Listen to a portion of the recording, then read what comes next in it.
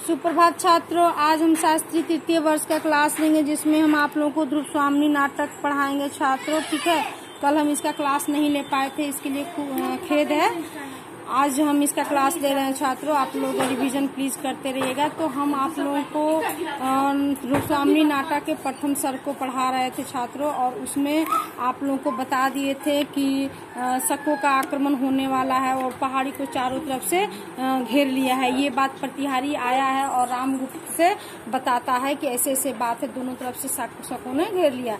उसके आगे के ये वार्तालाप के बारे में पढ़ेंगे छात्रों, जिसमें रामगुप्त का वार्तालाप है कि प्रतिहारी की ओर क्रोध से देखता हुआ रामगुप्त जो है वो प्रतिहारी की तरफ से क्रोध करके देखता है और कहता है, तुमसे मैंने कह दिया ना कि अभी मुझे अवकाश नहीं, ठहर कराना। इसमें देखिए छात्र, रामगुप्त को ये अपने देश की या अपने राज्य की चिंता नहीं है कि उस पर शकों ने आक्रमण, बल्कि उसको ये चिंता है बनी हुई है कि ध्रुव स्वामिनी किससे प्रेम करती है, किससे क्या करती है, उस पर वो नजर गड़ाए, इसलिए उसका ध्यान इधर है।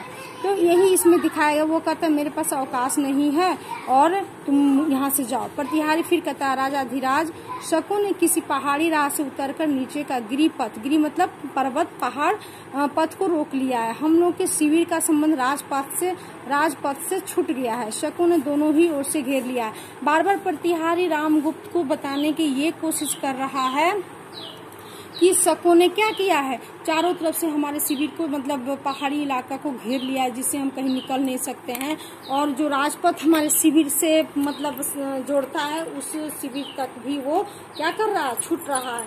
यानी कि अगर हम इस शिविर की सुरक्षा नहीं करते हैं तो क्या होगा, वो जो मतलब शक हैं वो हम पर आक्रमण कर सकते हैं। लेकिन ये इसका फर्क रामगुप्त पे नहीं पड़ता है। वो अपने ही धुन में जो सोच रहा है वो सोच ही रहा है।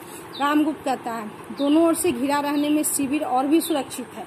यानी ये मूर्ख वाली वो बात करता है कि अगर दोनों साइड से दुश्मन घेर लेते हैं तो उसको लगता है कि मेरा शिविर सुरक्षित है। वो कैसे सुरक्षित रह सकता है दुश्मन से? मूर्ख, चुप रहो। आज एकाएक खड्गधारणी को चुप करा देता है गुस्सा से। तो ध्रुव देवी क्या मन ही मन चंद्रगुप्त को है ना मेरा संदेह ठीक। वो खड्गधारणी जिसको वो गूंगा बनाकर ध्रुव स्वामिनी से सच जानने के लिए भेजा था छात्रों, तो वो खड्गधारणी से जानना चाहता है कि क्या आज भी मेरी पत्नी होते हुए ध्रुव स्वामिनी क्या आज भी चंद्रगुप्त से प्रेम करती है। तो इस बात को वो जानने के लिए इसका दिमाग इधर शक के निगाह से अपनी पत्नी को देखता है, इसलिए वो बार बार खड्गधारणी को ये प्रतिहारी को कहता है, मूर्ख चुप हो जा। और खड्गधारणी से कहता है, तो बताओ खड्गधारणी, ध्रुव देवी क्या मन ही मन चंद्रगुप्त से प्रेम करती है? तो ये क्या मेरा संदेह जो मैं जो शक कर रहा हूँ वो सच है? ये बात, ये प्रश्नवाचक चिन्ह है यहाँ पर छात्रों। यानी कि यहाँ पर डॉट डॉट का मतलब है कि वो ये कहना चाहते हैं रामगुप्त कि क्या ये सच है कि ध्रुव स्वामिनी सच में आज भी चंद्रगुप्त से प्रेम करती है? क्या मेरा संदेह, मैंने जो उस पर शक किया, क्या सही है?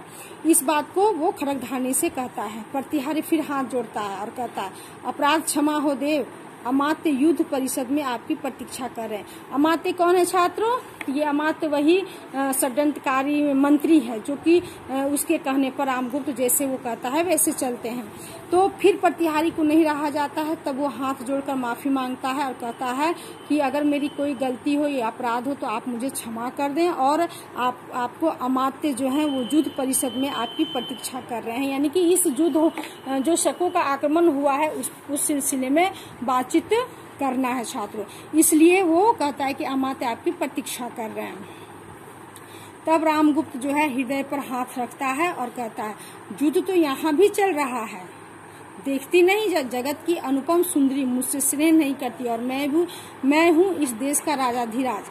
यानी कि रामगुप्त को अपने राज्य पर आक्रमण होने वाले युद्ध का चिंता नहीं है, बल्कि उसको ये चिंता है कि उसकी पत्नी किससे प्रेम करती है या मुझसे क्यों नहीं करती है। तो वो कहता है कि जो युद्ध यहाँ चल रहा है वही युद्ध मेरे मन के अंदर चल रहा है कि इतनी जगत मतलब संसार की इतनी अनुपम सुंदरी, यानी अनुपम सुंदरी किसको कहा गया है? ध्रुव स्वामिनी को, कि इतनी अनुपम सुंदरी जो है वो मेरी पत्नी होते हुए और मैं इस देश का राजा हूँ होने के बाद भी वो मुझसे स्नेह नहीं करती है। तो क्या मेरे मन के अंदर वो युद्ध नहीं चल रहा, लेकिन उससे बड़ा युद्ध तो इधर यहाँ चल रहा है। तो देखिए छात्र, यहाँ पर चूंकि यहाँ ये दिखाया जा रहा है कि एक रामगुप्त तो जानता था कि चंद्रगुप्त ध्रुव स्वामी से प्रेम करता है, फिर भी उसने क्या किया, राज को भी छीन लिया चंद्रगुप्त से, उसके बाद उसकी प्रेमिका को भी छीन लिया, भाई होते हुए भी उसने क्या किया, जबरदस्ती ध्रुव स्वामी से विवाह कर लिया।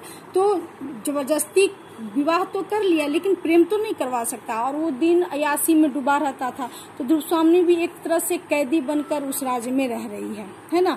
तो ये हम लोग स्टार्टिंग में छात्रों आप लोगों को बता चुके हैं, ठीक है। तो इसके आगे के वार्तालाप को हम अगले क्लास में देखेंगे, नाटक को। धन्यवाद।